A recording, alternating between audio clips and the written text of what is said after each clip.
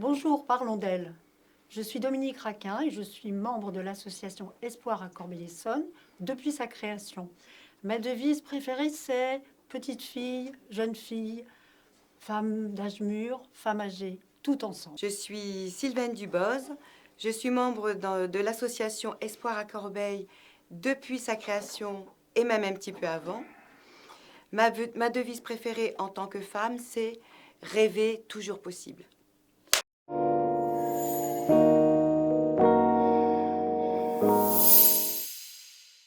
Voilà, je suis donc membre, j'ai contribué à la création de l'association. Elle existe depuis janvier 2021.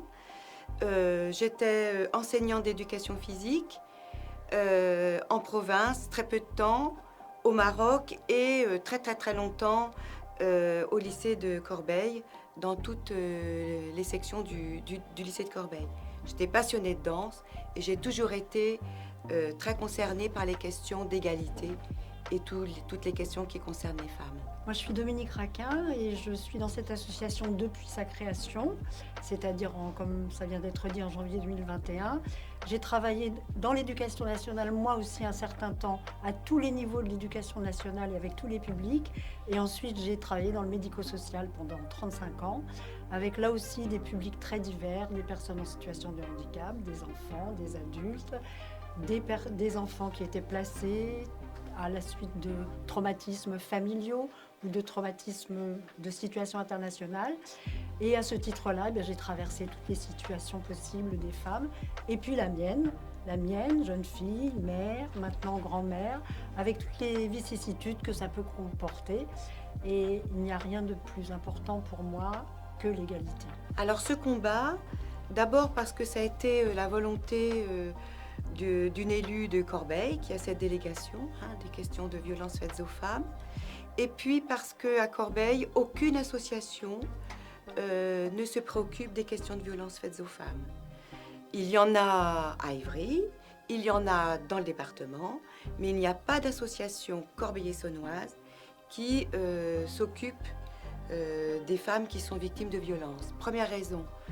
Deuxième raison, c'est que c'est la plus grande cause de violence sur la ville de Corbeil. C'est étonnant, on pourrait se dire, une ville avec beaucoup de quartiers difficiles, etc. Eh bien, ce sont les violences faites aux femmes qui sont les plus grandes violences sur la ville de Corbeil-Essonnes. Donc il fallait rapidement remédier à ce manque-là. Et moi, je suis arrivée à Corbeil il y a 2 ans. Alors j'avais une longue histoire, y compris une longue histoire de militante féministe.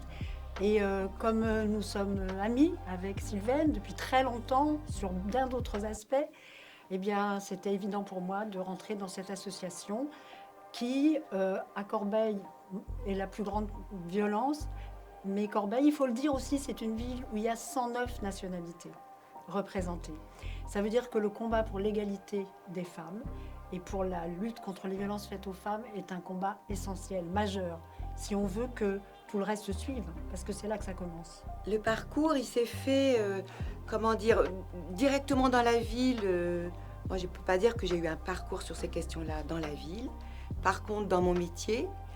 Et puis, je fais partie d'un syndicat qui s'appelle le SNEP-FSU, le syndicat des enseignants d'éducation physique, qui se préoccupe des questions d'égalité parce que en sport, il y a beaucoup d'écart entre le nombre de pratiquants garçons et le nombre de pratiquants filles. Donc l'école, elle est là aussi pour proposer des expériences sportives et artistiques, puisqu'on enseigne aussi la danse en EPS, aux filles et leur donner envie et leur donner le goût de ces pratiques sportives. Parce que même si dans la ville de Corbeil, je crois que c'est une ville assez sportive et les filles, en tout cas certains clubs font beaucoup d'efforts pour accueillir les filles, quand même d'une manière générale, à partir de l'adolescence, il y a une baisse très importante de pratiquantes féminines. Moi, pour ce qui me concerne, avant d'arriver à Corbeil, j'ai habité à Vitry-sur-Seine. Et puis, dans le début de ma vie, j'ai habité à Paris. Je suis née à Paris, dans les quartiers populaires. Et j'ai toujours été extrêmement vigilante, sans le savoir, à la situation où je vivais en tant que petite fille ou jeune fille dans ces quartiers populaires. Et puis, j'ai eu des enfants très jeunes et j'ai été confrontée à la situation tout à fait paradoxale de ne pas pouvoir rentrer dans des associations féministes à l'époque qui défendaient les femmes victimes. Et pourquoi? C'est parce que j'avais déjà 2 enfants et qu'on m'a dit les enfants, c'est l'aliénation. Et là, je me suis dit, il y a quand même quelque chose à faire dans le domaine pour qu'on puisse être une femme militante, une femme féministe, une mère de famille et qu'on puisse avoir le droit de la parole et de faire garder ses enfants pour aller dans une réunion.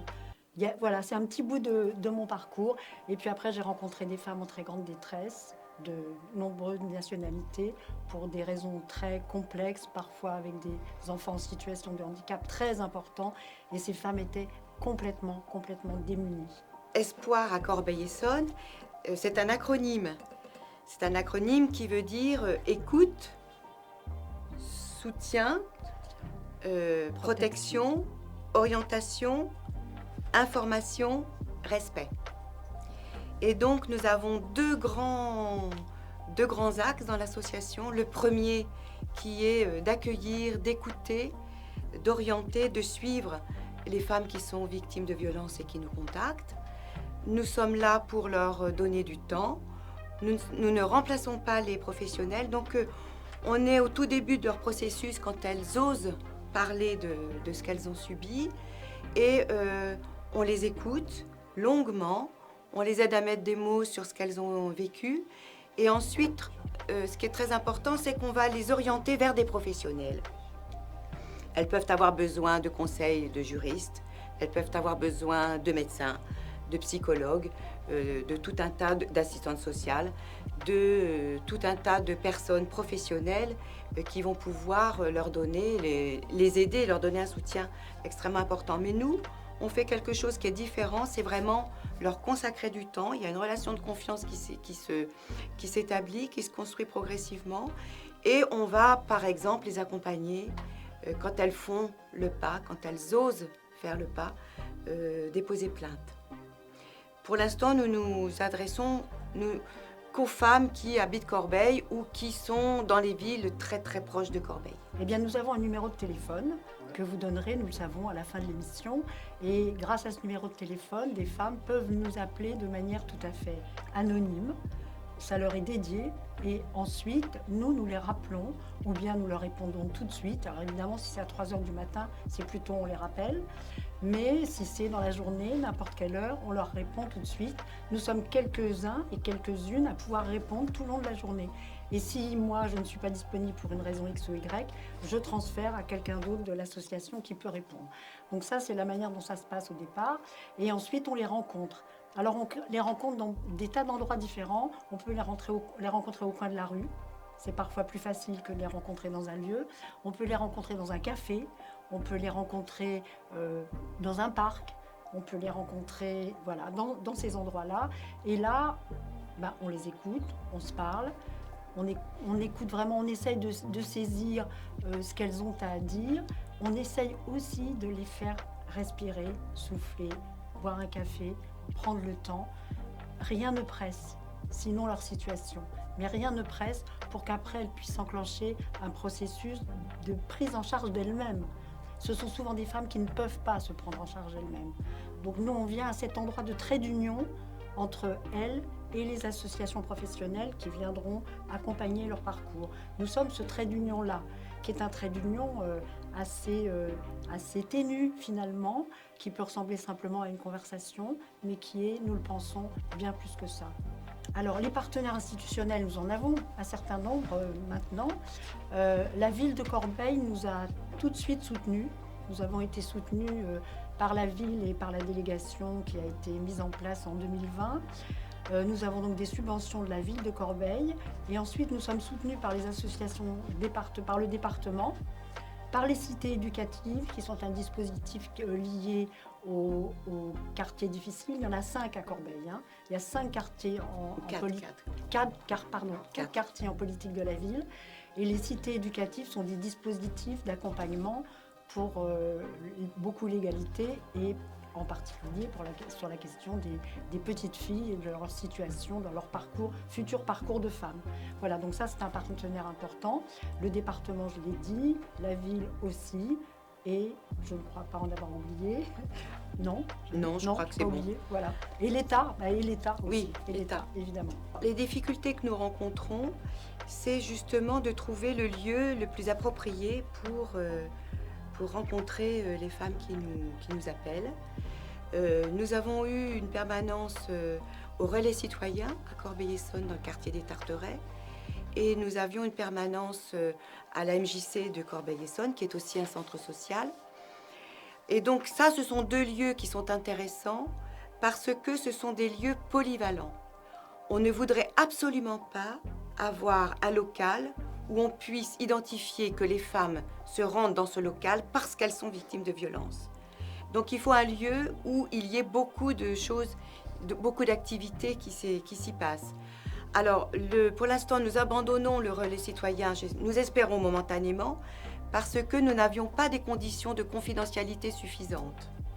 Quand nous recevons une femme qui va nous parler d'elle et de tout ce qu'elle a subi, c'est déjà très très difficile pour elle, et donc il faut un lieu complètement fermé et duquel ne sort aucun son.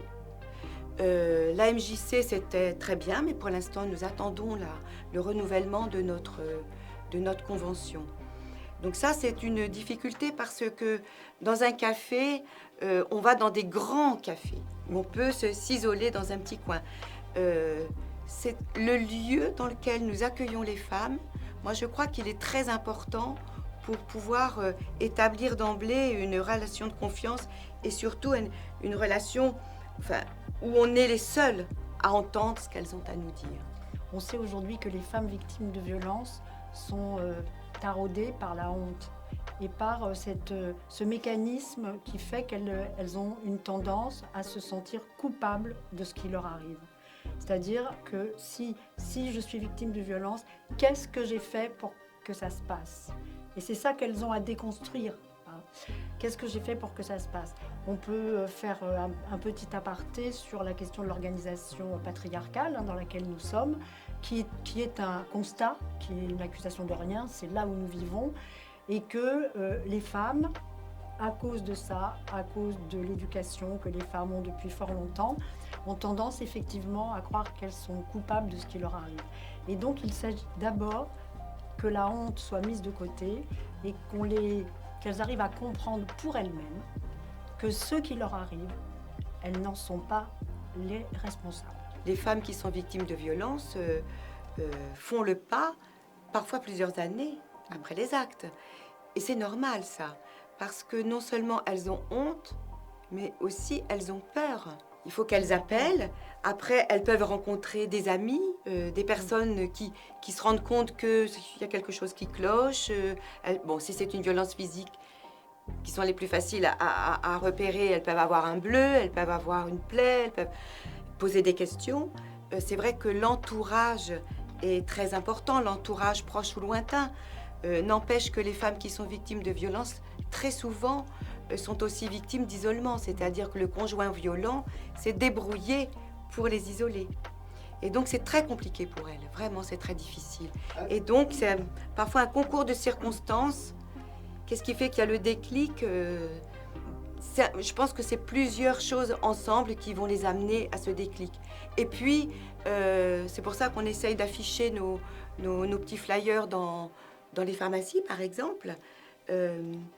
Si je n'en ai pas parlé, si je vois un numéro, peut-être que ça va déclencher le besoin d'appeler. On dit que je suis en danger déjà quand les violences physiques, elles sont très faciles à repérer, les violences physiques. Il y a quand même des violences qui sont gravissimes, qui donnent suite à des consultations médicales hospitalières, voire des hospitalisations, des arrêts de travail. Et puis, je crois que quand il y a des enfants, c'est encore plus rapide. Les femmes sont plus inquiètes pour leurs enfants, finalement, que pour elles, la plupart du temps. Alors moi, je pense qu'on peut les dire en gros, les violences physiques, les violences psychologiques, les violences sociales, hein, l'importance de l'entourage, de la personne violente, les violences sociales, les violences physiques, psychologiques. Voilà, les violences les plus importantes sont celles-là. On peut parler aussi de harcèlement. On peut parler du harcèlement, qui est une violence un peu sociale aussi. Oui. Et de privation de revenus, voilà. Par exemple. Et d'introduction, de harcèlement, d'introduction dans l'intimité de la personne, dans son téléphone. La confiscation des documents d'identité, des documents très importants. Enfin, voilà, il y a des tas de types de violences. Hein. Oui, parce qu'une femme peut se sentir réduite à un objet, en situation d'objet. Alors le plus courant, c'est quand on peut dire qu'elle est un objet sexuel. Ça, c'est quelque chose qui parle, on sait, chacun sait à peu près ce que ça veut dire. Sauf qu'il y a des femmes qui sont sous emprise psychologique, et qui sont en même temps objets sexuels et qui sont en même temps complètement niés en tant que sujet de leur vie. Une femme à qui on confisque ses papiers d'identité, sa carte bancaire, son téléphone, l'argent, et qui doit le demander pour aller faire des courses, pour manger, est une femme qui est réduite à la situation d'objet. Elle n'est plus sujet de sa propre vie. Et la violence fondamentale, c'est celle-là, c'est de ne pas être sujet de sa propre vie. Je pense que la grande difficulté pour les femmes victimes de violence, c'est quand la personne qui est violente, un homme en général, est dans une position personnelle tout à fait narcissique, c'est-à-dire qu'il a la jouissance de la violence, de la souffrance de la personne vis-à-vis de laquelle il a été violent. Ça, c'est une jouissance. Et la jouissance, comme chacun sait, je pense, on a toujours envie de la retrouver. Alors, nous tous les uns les autres, nous avons les moyens de retrouver les plaisirs. Mais quand une personne en difficulté de comportement, en difficulté psychique, a besoin de toujours augmenter la violence pour pouvoir en avoir la jouissance, on peut parler à ce moment-là de narcissisme. C'est assez proche de la perversion. Hein. Oui. C'est le besoin de toute puissance, et c'est la jouissance qui fomente la toute puissance en quelque sorte. Donc ça, c'est le narcissisme, c'est grosso modo ça, et encore plus compliqué. Mais c'est très très compliqué pour la personne qui est violente, cette structure psychique, et pour la personne qui subit la violence, bien entendu. Pourquoi s'engager dans ce combat ? On se rend bien compte qu'aujourd'hui, quand même, d'une manière générale, la parole des femmes se libère. Et pendant longtemps, c'est un silence de plomb qui s'est abattu sur les femmes. Tandis que là, il y a quelques courageuses qui ont osé prendre la parole. Et je pense que les quelques-unes qui ont commencé à prendre la parole, qui ont un courage absolument énorme, entraînent les autres. Il y a un effet d'entraînement qui fait que de plus en plus, je pense, les femmes vont parler. On voit bien que ça se passe dans tout un tas de milieux très très différents. Sachant que je voulais quand même dire que la violence faite aux femmes, c'est tous les milieux, absolument tous les milieux et tous les âges. Tous les âges. Nous-mêmes, nous avons accueilli parfois des femmes qui avaient plus de 70 ans. Donc voilà, faut pas croire que c'est lié à certains milieux. Non, c'est tous les âges et tous les milieux. Et il y a eu tellement de silence qu'aujourd'hui, les femmes, elles se rendent compte que peut-être que le moment est enfin venu pour elles de parler, sachant que certaines, les dépôts, c'est trop tard, hein, c'est prescrit. Mais même si c'est prescrit, ça vaut le coup de parler parce que c'est quand même une sacrée libération. Moi, je dirais que si on veut que l'humanité devienne vraiment humaine, il faudrait vraiment arriver à ce que les hommes et les femmes soient absolument égaux dans tous les domaines. Alors moi, je suis tout à fait d'accord et c'est bien pourquoi nous allons mener des projets extrêmement importants auprès des enfants, des petits garçons et des petites filles sur les questions d'égalité dans les écoles de Corbeil.